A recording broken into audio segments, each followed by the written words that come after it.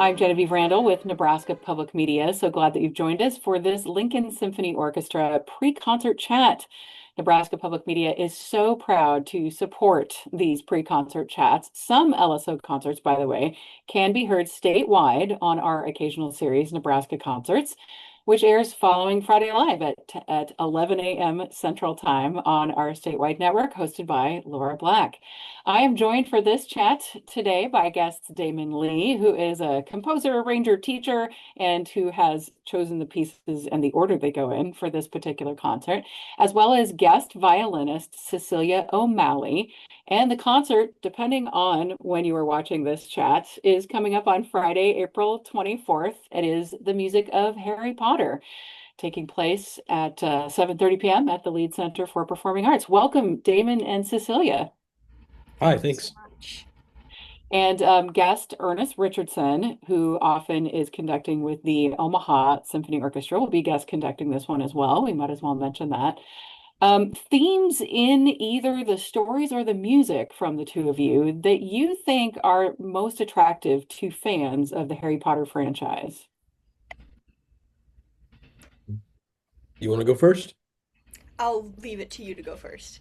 Me? Okay.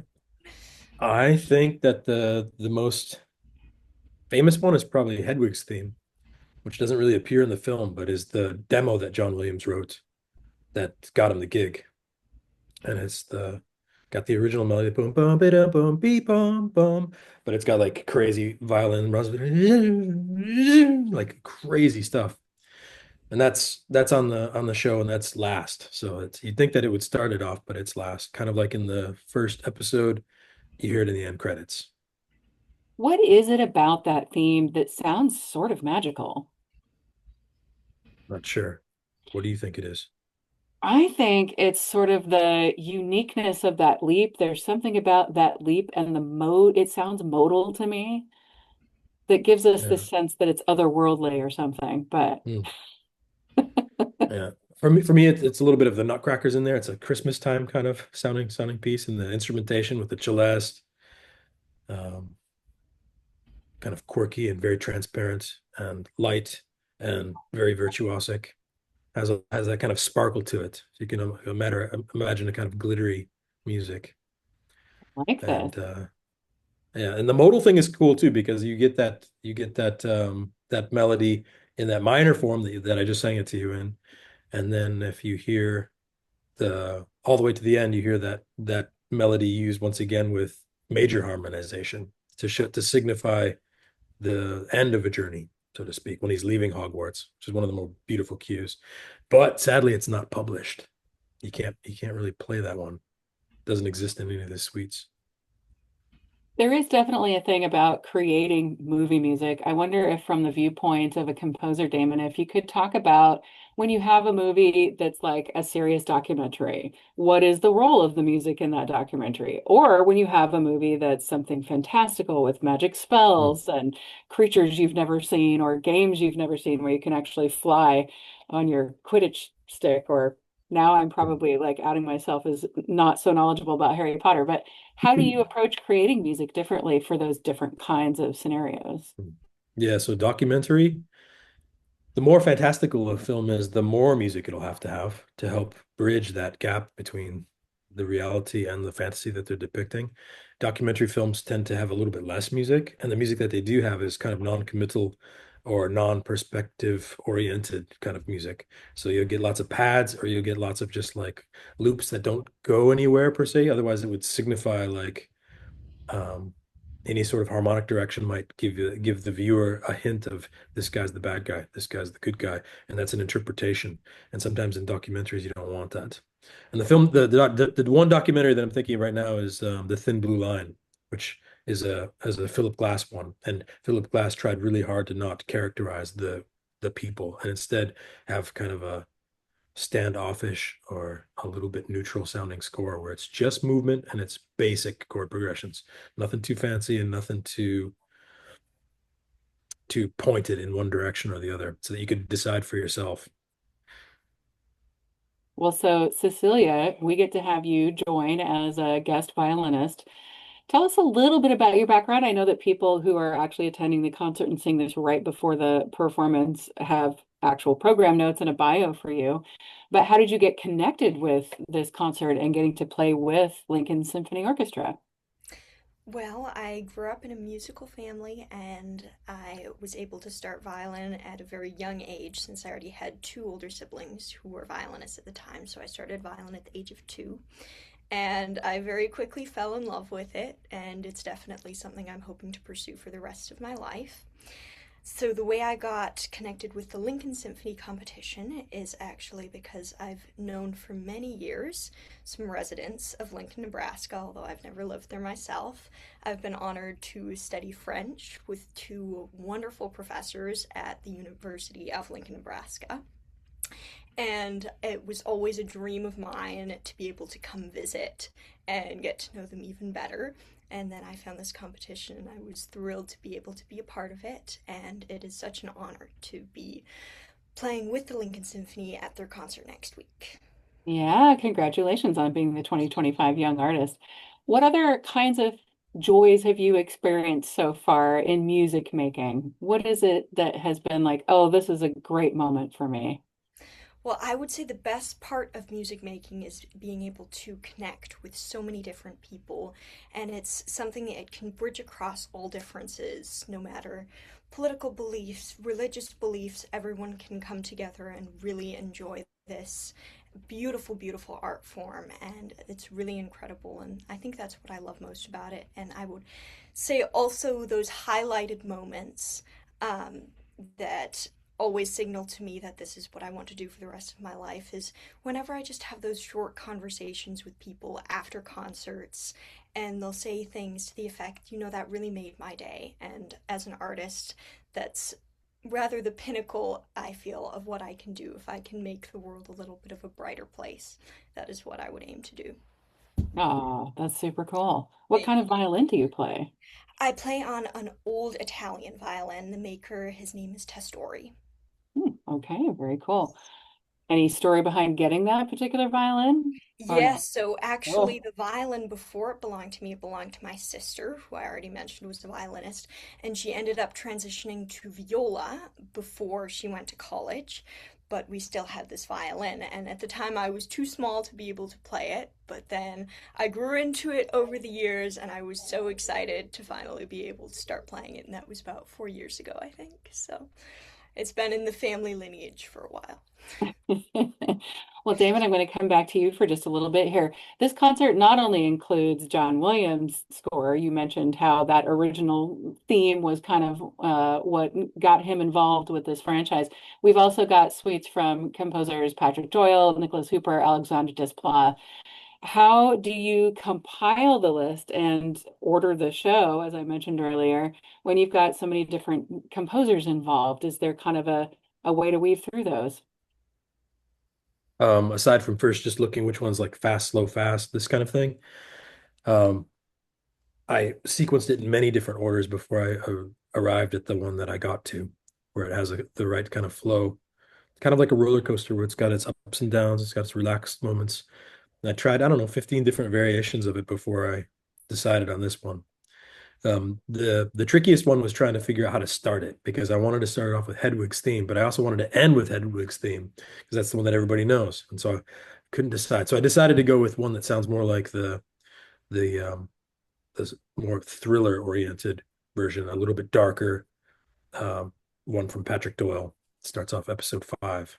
And so you hear the theme, but it's got a little bit more of a Jason Bourne kind of action film vibe to it instead of the magical youthful Harry Potter version. I imagine it has been a challenge for the other composers having the first score written by John Williams. How do other composers then decide to come in, keep that same magical feel we talked about earlier, but yet add their own twist to it as they are individual composers?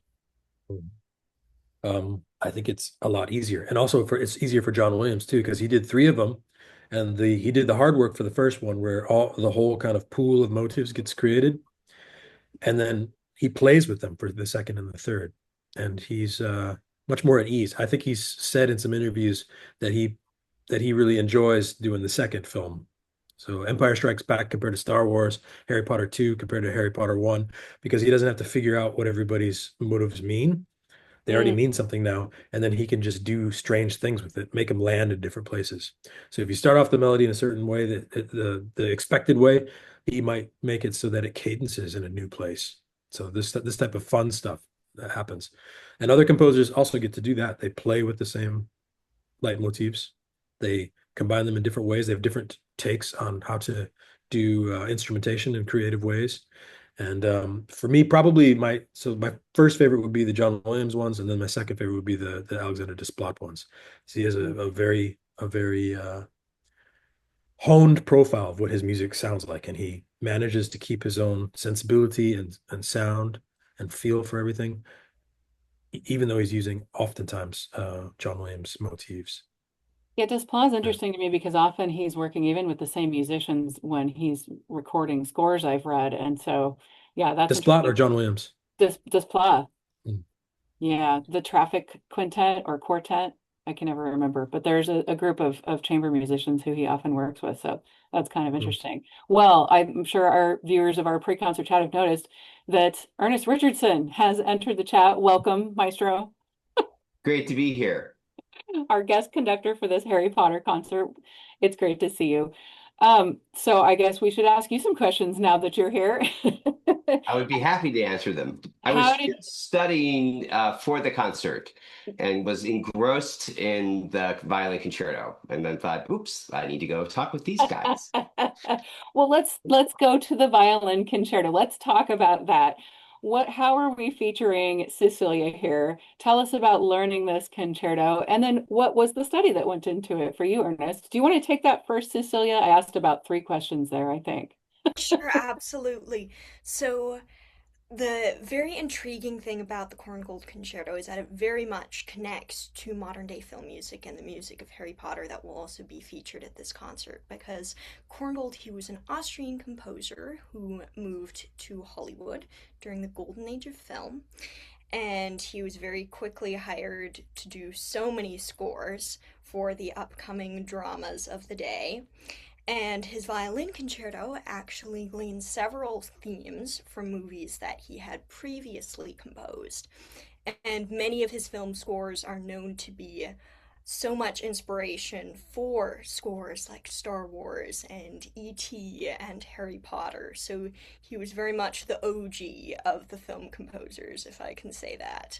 So it's very special to have that kind of historic influence reflected in the concert programming. Ernest Richardson, I'm passing the baton to you here to talk about your preparation for this. Thank you. I don't know if it was planned or if it was just happy circumstance that the Court Gold would actually come on the movie concert, but I think it's a fantastic score. He's a wonderful composer. There was a time because the music they wrote was so popular that it was considered to be sort of secondary if you were a film music composer. And I think that's always been a magnificent mistake because when you think about great classical music, it was in its culture in the day. So Beethoven was cutting edge. Everybody went to the concert to see his next piece. He was a superstar in Vienna. So classical music has been that way all along until, like the 1900s when there got to be this sort of academic kind of world and there was sort of criticism and the world was going into music that many people found foreign. And composers who were great composers but were writing music that was popular then went to Hollywood. And that music was diminished because it was popular and enjoyable, but it was a huge mistake. And a great way for us to understand how important film music is to American music specifically, but also to music in general. So I really do think that it's some of the greatest music that's being produced right now in the world. And it has every kind of style that you can imagine. It has this kind of supercharged romanticism that we hear in this Korngold concerto, but it also has uh, incredible marches. It has incredible passionate music. So I think Korngold is like a perfect bridge in this program. So I love that we're doing it. It's a lot less work for me to prepare than it is for our soloists because I only have a few things that I can get wrong, and most of those are meters. But I'm enjoying anticipating how she's going to play it. And I'm also enjoying working with the Lincoln Symphony for the first time for me, because while it's not terribly difficult music for the orchestra to play, there's a very intimate conversation going on all the time. So this conversation, this visit to the cafe will happen quickly, but I'm really looking forward to it. And I've been just loving the lyricism of this piece as I've been studying it.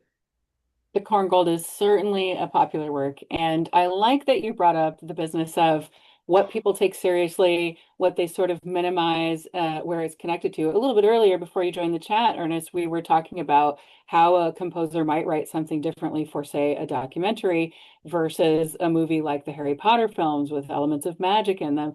But I would also ask, is there that much difference in, I mean, writing for opera, there's a totally different structure, but it's also music contributing to storytelling, or writing for video games, for example, is yet Mhm. another new way in the last, couple of decades anyway, Yes. that composers will write music that contributes to storytelling. By the same token, I imagine, Cecilia, that you might even have a story or a mood in your mind as you're playing through the concerto. Very much so. And I've also been able to watch the movies that the film themes were taken from, which were great experiences as well. So the opening, it starts out with a theme from Another Dawn, which was a film I believe from the 1930s with Errol Flynn, and it's a classic Hollywood love triangle movie, very tragic but also bittersweet. And so I definitely have that in mind for what Korngold first saw when he was composing this theme. And then you kind of bridge off of that into your own artistic interpretation, have kind of your own story unfolding in that as well. Can you tell us any of the other films that you know you Yes. watched for this? Yes, so the second theme in the first movement is from the film Juarez, which was a historical drama set in Mexico in the 1800s, I believe. And then those were the two movies highlighted in the first movement. And then the other two movements, the second was taken from Anthony Adverse, and then the third movement was from the very famous Prince and the Pauper, also with Errol Flynn. Errol Flynn, classic film Yes. artist there. I can't Very help true. but notice for you, Cecilia, that there is also sort of a tie back into Harry Potter, although this was written in the 20th century. You enjoy reading 1800s British literature as a Yes. niche. What is it about that that hooks you? You know, my older sister also loved 1800s British literature, so I got started very early on the classics of Jane Austen and Elizabeth Gaskell, and I just love the timelessness, and they're just so classic and beautiful, and the writing, the sentences are just art. The structure they use, the descriptions, it's truly just so, so beautiful. And it's it's like that in music too. Everything, it's about the art form and the way the inflections, and you see that very much in that kind of old writing. So Mm, I I like that truly connection. love it. As we have just about 3 minutes left here in our pre-concert chat, I'm going to ask a two-part question to Damon and Ernest. Did you watch any of the Harry Potter movies in preparation for this particular concert? And part two, does anyone in the audience need to catch up on any of these movies before coming to the concert? I'll let you go Well, first. okay. I've conducted all the movies live with the orchestra, so that's something that has started happening, and many orchestras have finished the eight series or are finishing it. We'll finish it. We finished it this year, and we'll start again with one next year. So I've conducted it in context, um, and it's great. Do you need to catch up? You don't really, because the music creates its own emotional arc. And so it's a little like listening to ballet music. If you've never seen the ballet, you still feel, as was said earlier, the gesture, you feel the emotional arc. It will take you and tell its own story. And if you've seen the movies multiple times, like everybody in my family has, then you'll hear the music and you'll know exactly where you are in the movie. So either way, it's going to be fantastic. And the music does speak for itself. Anything to add to that, Damon? Well, just whether or not I've been personally preparing for it, it's on constant rotation for me because I always teach from these scores every time I do the film score class. And I also am currently supervising a student who's writing a bachelor thesis on the first three films. So it's on constant rotation. And we're also on the third book with the kids. We're reading them to them. So not the films, but the books now. And I've never experienced the books before. I only know them through their scores and through the films.